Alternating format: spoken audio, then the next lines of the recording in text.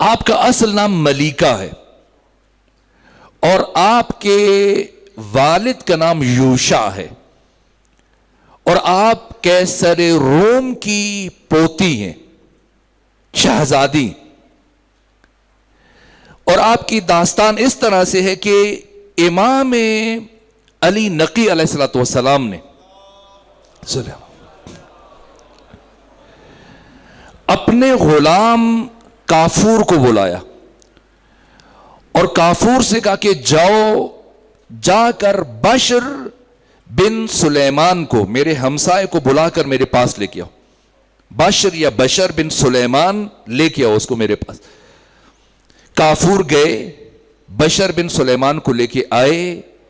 امام نے فرمایا اے بشر بن سلیمان، ہمارے شیعوں میں سے ہم جانتے کہ تو ہم سے انتہائی محبت کرتا ہے اور ہمارا صاحب راز ہے. آج میں تمہیں ایک اہم راز سونپنا چاہتا ہوں اور ایک ذمہ داری میں تمہیں سپرد کر رہا ہوں. امام نے کاغذ قلم منگوایا اور اس کے بعد رومی خط میں اور رومی زبان میں ایک خط تحریر کیا اور خط تحریر کرنے کے بعد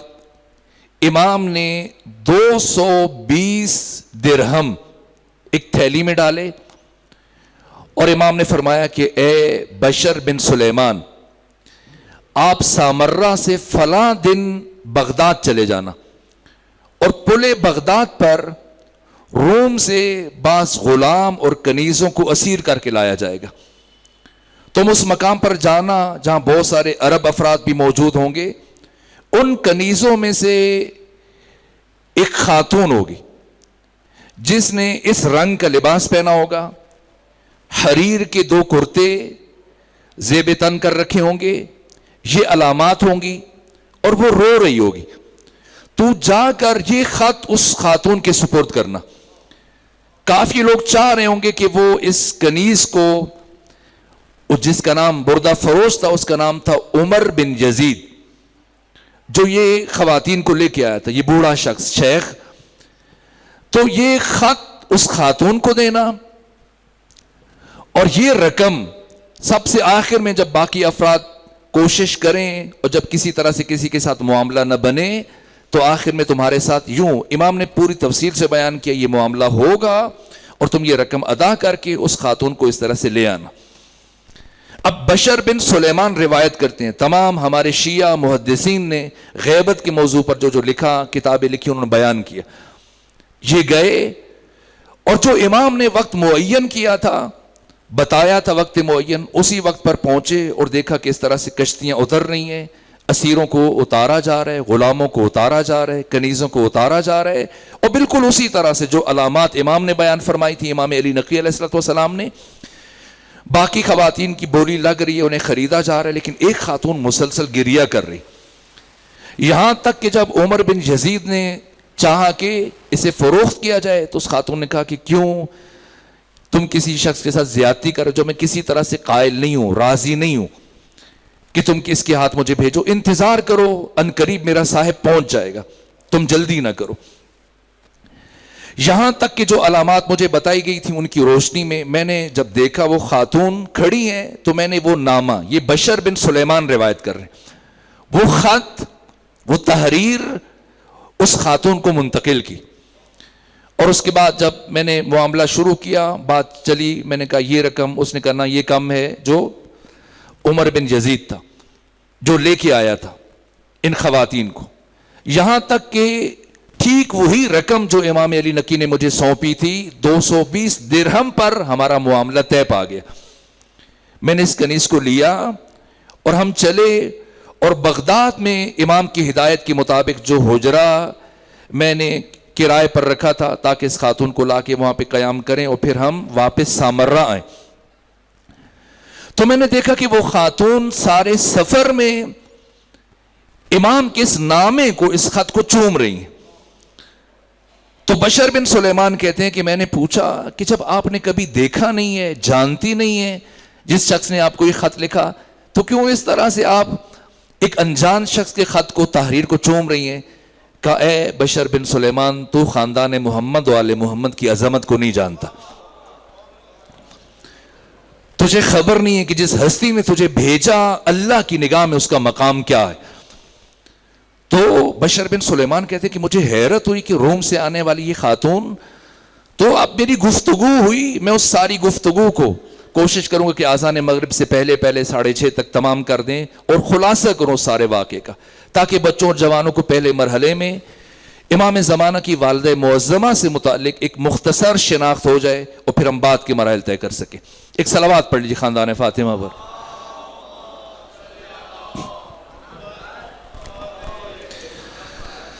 آگے جب انہوں نے قیام کیا، انہوں نے اپنا نام بتایا کہ میرا نام ملیکہ ہے، میرے باپ کا نام یوشا اور قیصر روم میرے دادا ہیں۔ میری عمر 13 سال تھی کہ جب میرے دادا نے یہ فیصلہ کیا کہ وہ اپنے بھائی کے بیٹے کے ساتھ میرا عقد کرے، اور جب یہ طے ہوا، جہاں تک کہ بڑے بڑے حواریوں کی اولادوں کو بلایا گیا، پادریوں کو بلایا گیا، مفتیوں کو بلایا گیا، علماء کو بلایا گیا، فوج کے سربراہان کو بلایا گیا، گورنروں کو بلایا گیا، تقریباً 7-8 ہزار کا یہ اجتماع تھا، اور پھر مخصوص میری عقد کے لیے ایک ایسا تخت آمادہ کیا گیا جو 40 پایوں پر مشتمل تھا۔ پھر سلیبوں کو آویزاں کر دیا گیا، کشیش آ کے بیٹھے اور انہوں نے انجیل کے نسخے کھول لیے، لیکن جیسے ہی وہ فرد جس کے ساتھ میرا عقد طے پایا تھا کہ عقد ہوگا، جیسے ہی وہ بیٹھا، انجیل کے نسخے کھلے اور کشیش نے اوراد پڑھنا شروع کیے، اور وہ جیسی وہ لمحہ آیا کہ اب میرا نکاح پڑھا جائے، عقد کیا جائے، تو اسی لمحے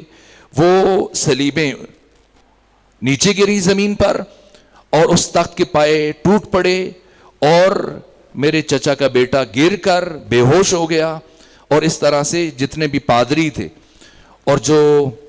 حواریوں کی اولادیں تھیں، وہ بزرگان، انہوں نے کہا کہ میرے دادا قیصر کو خبردار کیا، کہا کہ اس عمل سے باز رہو، کہ ہم اس عمل کی انجام دہی میں تمہاری مملکت کی نابودی کو دیکھ رہے ہیں۔ یہاں تک کہ میرے دادا نے جب یہ سارا سلسلہ دیکھا تو اس نے کہا کہ یہ میرا پوتا منحوس ہے، اس لیے اس نے جس سے میری شادی کرنا چاہ رہا تھا اسی کے چھوٹے بھائی کو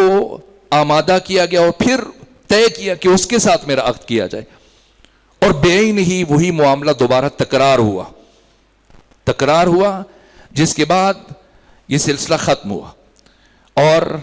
سب اپنے اپنے گھروں کو چل دیے۔ اور پھر اسی رات میں نے عالم خواب میں یہ خواب دیکھا، میری ماں جناب شمعون جو حضرت عیسیٰ کے حواری تھے ان کی نسل میں سے تھی۔ میں نے دیکھا کہ بالکل اسی جگہ پر جہاں پر یہ میرے عقد کے مراسم دن میں طے پائے تھے اور عقد ناتمام رہ گیا اور نہ ہو سکا، اسی مقام پر جناب عیسیٰ موجود ہیں، جناب شمعون موجود ہیں، جناب عیسیٰ کے حواری موجود ہیں، اور ایک مسند پر خود آخری نبی پیغمبر خاتم اور آپ کے وصی علی ابن ابی طالب علیہ الصلوۃ والسلام اور آپ کی اولاد موجود ہیں۔ اللہم صلی علی محمد وآل محمد۔ اور میں نے خواب میں دیکھا کہ اس موقع پر پیغمبر گرامی اسلام نے جناب عیسیٰ سے یہ خواہش کی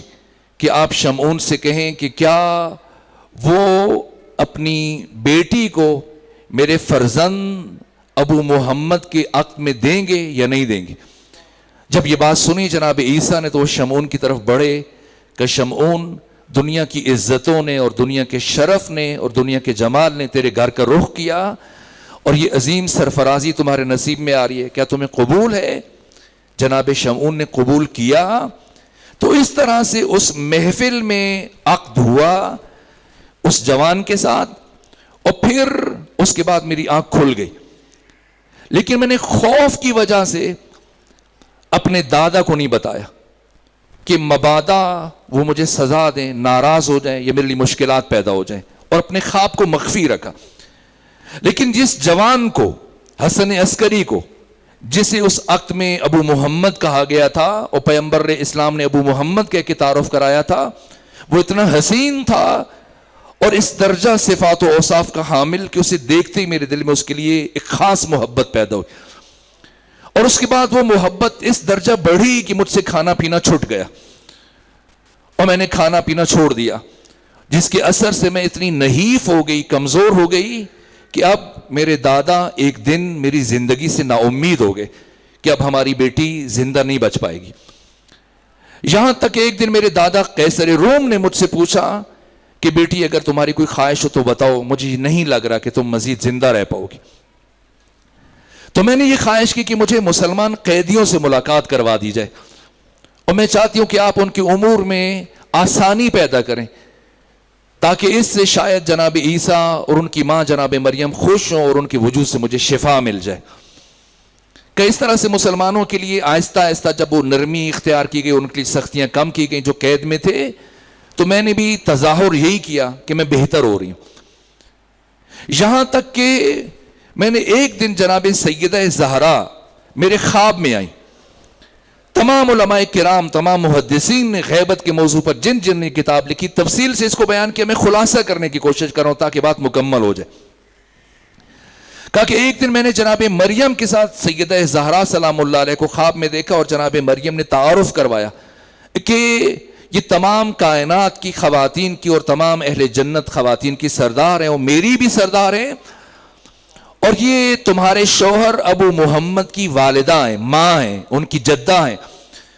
تو جیسے ہی تعارف ہوا میں نے شکوہ کیا، اے بی بی فاطمہ زہرا، آپ کے بیٹے ابو محمد میرے پاس ملاقات کے لیے نہیں آتے. تو فاطمہ زہرا نے اس وقت مجھ سے یہ کہا کہ چونکہ تو ابھی تک شرک کی آلودگی میں مبتلا ہے اور تو نے ابھی تک اسلام کو عملی طور پر قبول نہیں کیا، تو جب تک تو عملی طور پر اسلام میں داخل نہیں ہوگی میرا بیٹا ابو محمد تم سے ملاقات کے لیے نہیں آئے گا. کہ پھر میں کیسے اسلام قبول کر سکتی ہوں؟ کہ یہ ذکر پڑھو، اشہد ان لا الہ الا اللہ واشہد ان محمدن عبدہ ورسولہ.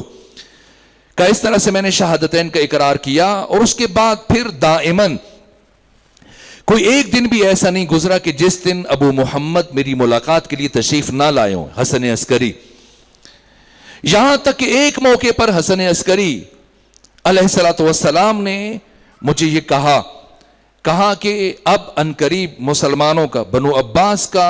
سپاہیوں کا ایک گروہ تمہارے اس خطے پر حملہ آور ہوگا، تو تم نے اپنے سپاہیوں کے ساتھ ایک کنیز کے طور پر اس طرح سے شمولیت کرو، ساتھ شامل ہو جاؤ، اور وہاں سے پھر تمہیں اسیر کر کے لایا جائے گا، اور اس طرح سے تم ہمارے خاندان کے ساتھ ملحق ہو جاؤ گی. اور کہا بالکل ویسے ہی ہوا. جب مسلمانوں نے حملہ کیا انہیں کامیابی ملی، اور اس کامیابی کے بعد تمام جو خواتین موجود تھیں، غلام سب اسیر ہوئے، اور میں بھی انہی اسیروں میں آئی. اور جب میں یہاں پر پہنچی تو اس طرح سے ہر خط چاہ رہا تھا، لیکن بعد میں جیسے یہ خط آیا میں نے دیکھا وہی چیزیں جو بیان کی گئی تھی میرے لیے سب کی سب میرے لیے روشن ہو گئیں. اور اس طرح سے عقد ہوا جناب نرجس خاتون کا.